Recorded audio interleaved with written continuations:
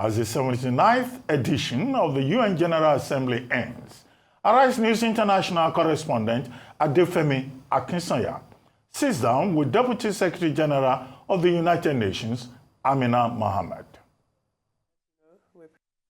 A very good morning to you all.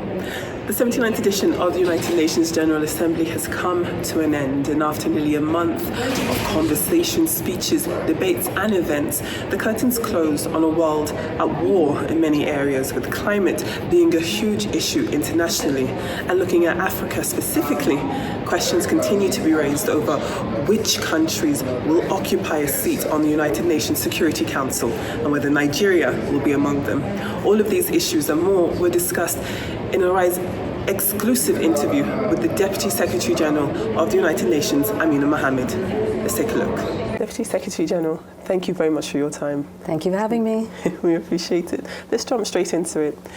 Now that the Pact of the Future has been gavelled, can you talk to us about what we can expect, and then specifically what the United Nations is doing in terms of implementation, especially since it's such a trying time for the world? Absolutely. Well, take the P off the Pact and we're ready to act.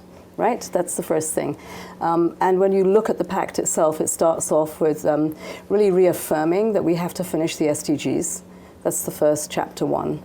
And that's important for us on all aspects of trying to get the social agenda done, the economy inclusive, and make sure we have the funding for that. Then we have three parts. There's a lot more to the Pact, but three big issues on peace and security. Making sure that that part of it is the UN repositioned to try to be more inclusive and representative of its member states, especially on issues of peace and security. That way bringing the solutions of everyone being at the table that is affected or who is going to bring support to peace processes. Then we have the new era of technology, and that really was about AI, putting guardrails around that to ensure that really the potentials of AI for the developing world are met and that we're not left behind and that there's a digital divide. Last but not least has been the financing agenda. It's been the bane of what has made it almost impossible for us to reach the SDGs on time. But we know that this is about the international financial architecture. So again, better representation in quotas, really looking to see how we can open up systems that are risk averse to the long-term concessional funding that is needed for development. And make that so in existing institutions, the Bretton Woods, the World Bank, the IMF, but also within the financial markets, and really tackle those that set, the metrics for risk. Definitely. I mean, I'm glad you mentioned Sustainable Development Goals. We do know that they form the cornerstone of your mandate as Deputy Secretary General of the United Nations. If we were to focus specifically on SDG 13, which looks at climate action, and then put that against Nigeria as the example, when we are seeing extreme heat in the country, rising water levels, the flooding in Maiduguri, again, that has just happened recently, what can we expect from the United Nations in terms of advice or support in order to help the country achieve that specific SDG? Well, one thing for sure, the climate agenda is an integral part of what the economy should be addressing. So in its transitions on energy, for instance, from fossil fuel to green, that's going to be important for industrialization. It's going to be important to get to those that are furthest behind. So you look at power on grid, off grid. But more importantly, I think, in Nigeria, what they've done is structure the platforms. I mean, through the Ministry of Environment and the special councils that the President has put in place, you've now got an interlocutor. And with the UN, one of the first things that we will be doing is looking at the NDCs, the nationally determined contributions that we all have to bring to Brazil in COP30 next year, that they're economy-wide. Plans that deal with adaptation, just as you've said. Extreme heat, floods, how are we going to deal with that, and what are the early warning systems, the emergency responses that we can have, and that we're not caught unawares all the time. And that has to be built into the economy, how we look at agriculture, smart agriculture that is climate resistant to the crops. We have to look at them differently, how we irrigate them. At the same time, we're going to be looking at many other issues of industrialization. When we look at the circular economy, that's all part of the climate agenda because it's less emissions. So for that, you have the UN, and you have the UN in its in its multiplicity of expertise. UNDP anchors the climate agenda for us, but there is UNEP on the environment program, there's WMO that works with our meteorological organizations for early warning systems. It will be complex because it won't be about one particular sector. There'll be a sector that leads, but or else it will matter. It's going to be important that everyone's involved, communities that feel this first, young people who will have the vision and the energy to drive this, parliamentarians that have to make the appropriations and have to make the regulations, and the system that has to look at how they will develop a response with technology, to education, to health, all of those in very extreme environments. How do you get education to people who are out of reach? Maybe one other issue I would say it's going to come up is that cities are going to be looked at differently.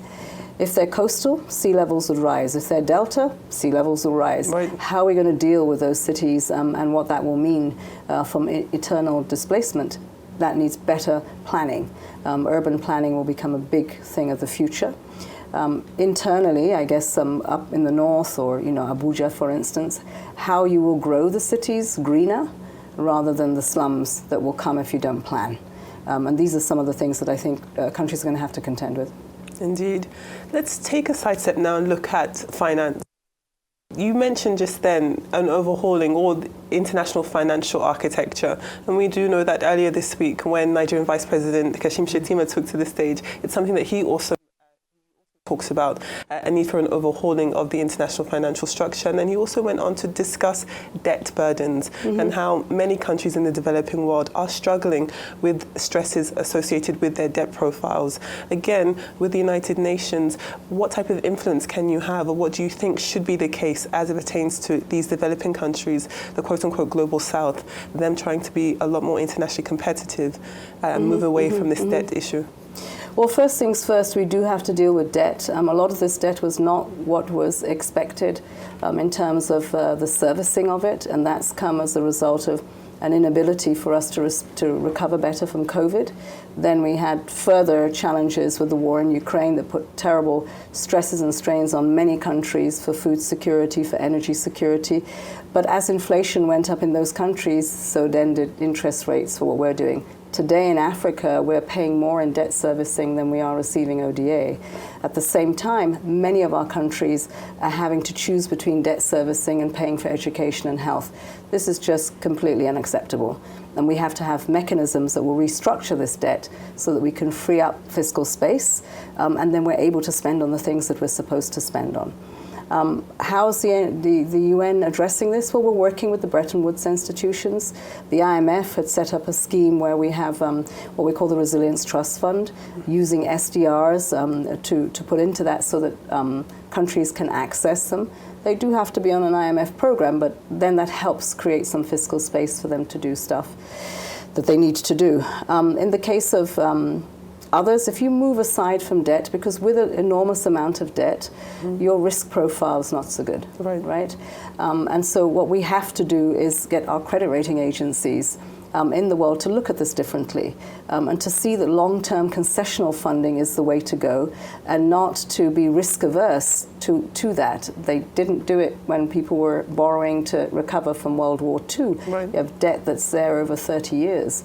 People, just paying some of it back now. So we've got to get into that mind frame, send those signals, and really look at that again. We have to reduce the cost of capital.